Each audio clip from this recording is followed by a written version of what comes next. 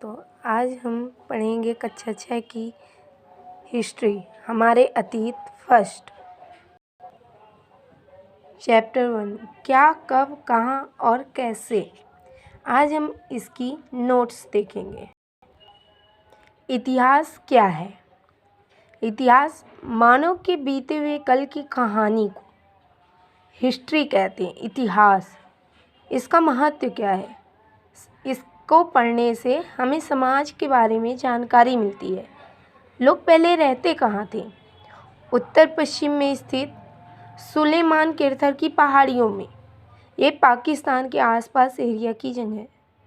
नर्मदा नदी के तट पर, जहाँ उन्हें सुविधाएं मिलती थी रहने की। गंगा सोन नदी के तट पर, सिंधु सहायक नदी के तट पर, पूर्वोत्तर की गारो और मध्य भारत की पहाड़ियों पर।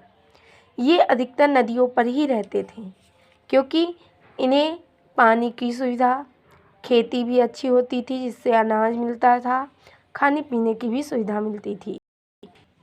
दोस्तों, यहाँ सिंधु नदी है, यहाँ हिमालय की पहाड़ियाँ,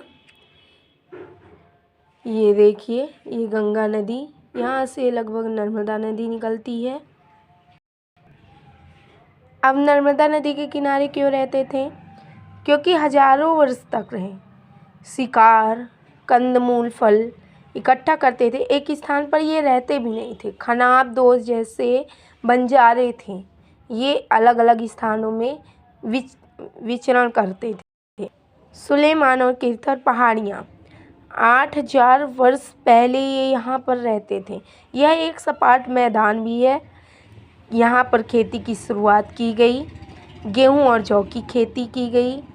यहाँ पर भेड़, बकरी, गाय, बैलों का पालन किया गया।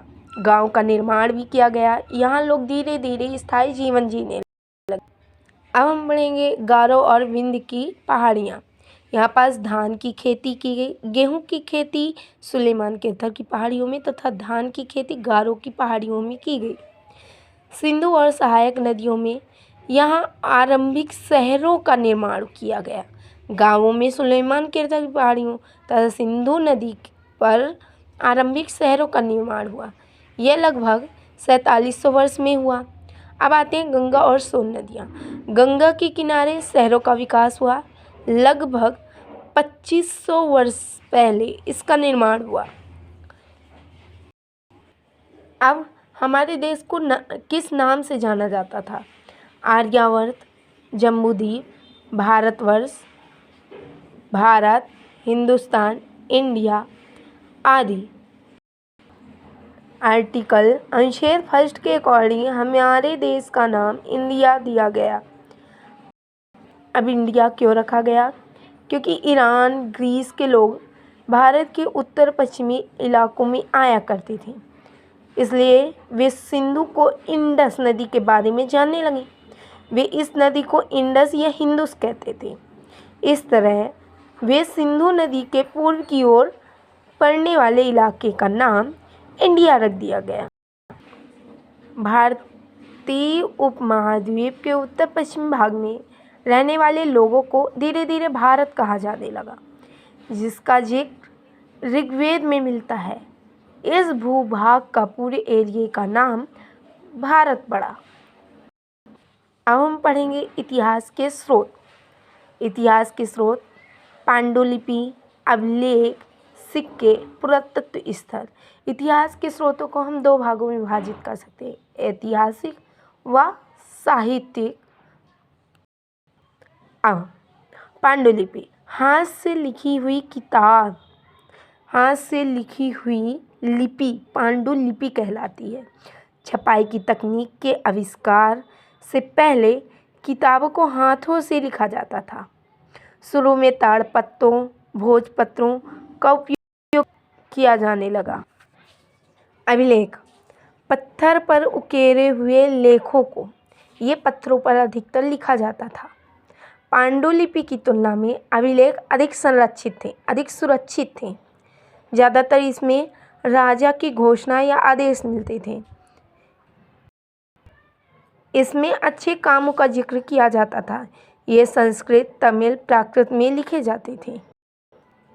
सिक्के, राजा की तस्वीर से उसके बारे में पता चलता था। राजा की तस्वीर सिक्के में बनी होती थी।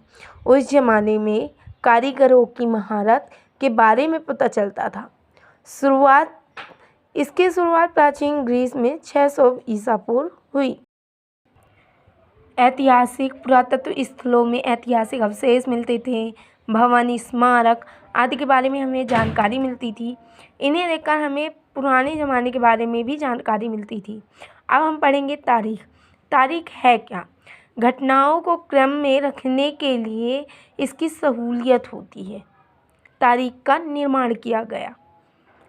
अब तारीख को हम दो प्रकार से पढ़ेंगे, BC and AD, anno domini and before Christian. BC को हम बोलते हैं ईसा पूर्व और AD को ईसवी। BC ईसा के जन्म से पहले का काल और AD ईसा के जन्म के बाद का टाइम कहलाता है। दोस्तों, आज हम कक्षा 6 का फर्स्ट चैप्टर कंप्लीट कर चुके हैं। मिलेंगे नेक्स्ट वीडियो में।